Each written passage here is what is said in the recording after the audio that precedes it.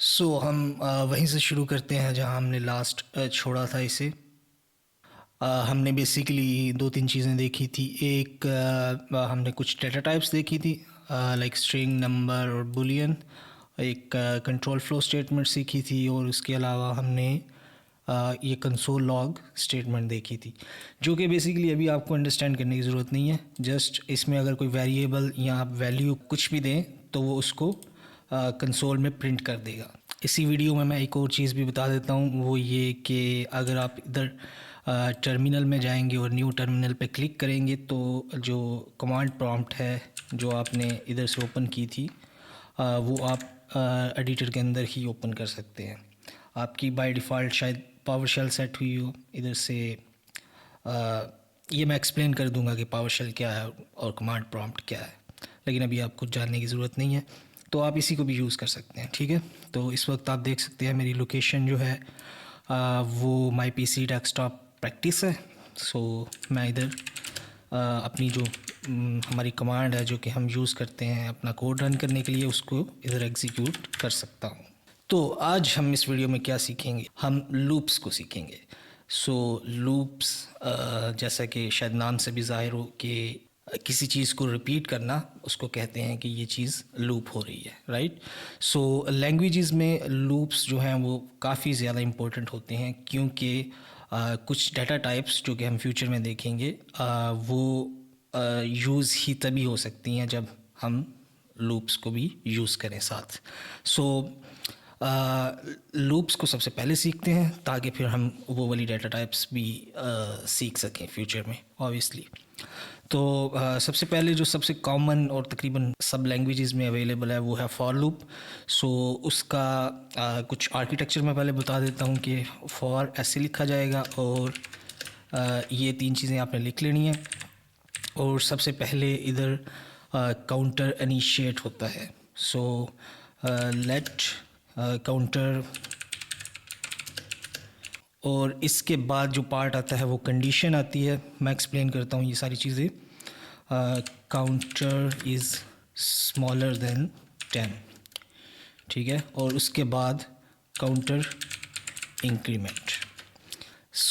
एक for loop को तीन चीज़ें चाहिए होती हैं चलने के लिए। सबसे पहले एक वेरिएबल चाहिए होता है जिससे वो एक्चुअली जो लूप की इटरेशंस होती है उसको काउंट करेगा, ठीक है।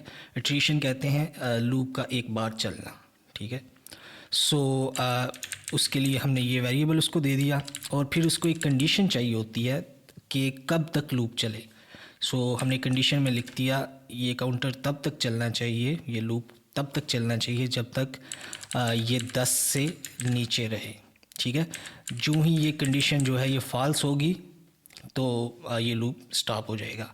और जो तीसरी चीज़ लूप को चाहिए होती है अब वो है काउंटर को बार बार इंक्रीज़ करना, लाइक हर इटरेशन के बाद काउंटर जो है वो एक नंबर बढ़ जाए। अगर बढ़ेगा नहीं तो कभी भी ये कंडीशन फॉल्स नहीं होगी और ये लूप कभी भी नहीं रुकेगा। ये काइंड ऑफ आपके कंप्यूटर को हैंग भी कर सकता है, ठीक है। ये तीन चीज़ें लिखने के बाद जो है, ये तीन चीज़ें जो मैंने हाईलाइट की हुई हैं लिखने के बाद, फिर आ जाते हैं उस कर्ली ब्रैकेट्स पे जो हमने लगाई थी, और इसमें वो एक्चुअली आप कोड लिखेंगे जो कि आप लूप करना चाहते हैं, जो कि बार बार रिपीट होगा। हम ऐसा करते हैं, हम इधर एक कंसोल लॉग स्टेटमेंट यूज़ करते हैं और इधर समथिंग लिख देते हैं लाइक नो, ठीक है, और अगेन सेमीकोलन, सेव। और अब हम इसको अगर रन करें तो आप देखेंगे ये स्टेटमेंट काफ़ी दफ़ा लूप हो चुकी है। तो अगर हम इसको काउंट करें तो ये है 1 2 3 4। तो आप देखेंगे कि ये स्टेटमेंट जो है वो 10 दफ़ा चली है, इस वजह से ये 10 दफ़ा प्रिंट हुआ है। हमारा कोड जो है जैसा हमने लिखा बिल्कुल वैसा ही चला। हमने काउंटर 0 से शुरू किया और फिर ये स्टेटमेंट चली और इंक्रीज़ हुआ, राइट। बेसिकली करेक्ट आर्डर ये है कि ये सबसे पहले सिर्फ एक दफ़ा ये वाली स्टेटमेंट चलाता है फॉर लूप, और उसके बाद ये इस कंडीशन को देखता है कि अगर ये कंडीशन ट्रू है कि फॉल्स है। अगर ये ट्रू है तो ये इसको चलाएगा और उसके बाद ये फिर इसको चलाएगा। सो सबसे पहले एक दफ़ा सिर्फ ये वाली स्टेटमेंट चलती है और फिर हर इटरेशन पे ये दोनों स्टेटमेंट्स चलती हैं। तो इस तरह ये फॉर लूप काम करता है। बेसिकली ये काउंटिंग के लिए भी यूज़ हो सकता है। सो लेट्स सी काउंटिंग के लिए ये कैसे यूज़ हो सकता है। तो हम इधर बजाय एक कोई फिक्स वैल्यू प्रिंट करने के हम इधर काउंटर को ही प्रिंट कर देते हैं, ठीक है। अब अगर हम इस कोड को चलाएंगे तो आप देखेंगे कि इसने काउंट किया है 0 1 2 3 4 5 6 7 8 9, ठीक है। काउंटर 9 तक चला है, लेकिन जो कोड जो है वो 10 दफ़ा चला है, ठीक है, क्योंकि काउंटर 0 से शुरू हो रहा है। ये बहुत इंपॉर्टेंट चीज़ है, ये हम फ्यूचर में भी डिस्कस करेंगे। एक्चुअली ये काफ़ी कंट्रोवर्शियल चीज़ भी है प्रोग्रामिंग के रिलेटेड, कि काउंटिंग जो है वो 0 से शुरू होती है, ठीक है। सो इस तरह ये कुछ फॉर लूप्स चलते हैं। इसकी लाजमी प्रैक्टिस करें, क्योंकि अक्सर बंदा भूल जाता है कि ये किस ऑर्डर में आती हैं। ये कभी ट्रबल कर देता है, कभी कभी कोई स्टेटमेंट मिस हो जाती है, तो लूप्स जो हैं वो वियर्डली बिहेव करते हैं। तो इससे बचने के लिए बेस्ट ऑप्शन ये है कि इसकी प्रैक्टिस कर लें थोड़ी सी।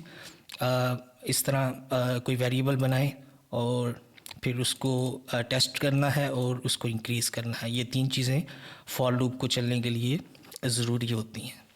अक्सर प्रोग्रामिंग में जब आप एडवांस स्टफ़ में जाते हैं तो फिर इस लूप की हर ज़रूरत नहीं पड़ती, क्योंकि जावास्क्रिप्ट जो है वो काफ़ी मॉडर्न लैंग्वेज है। सो इसमें इस लूप के काफ़ी अल्टरनेटिव जो हैं वो मौजूद हैं, लेकिन ये स्टिल प्रोग्रामिंग के लिए बहुत इंपॉर्टेंट लूप है, तो इसको लाजमी जो है वो देख लीजिएगा।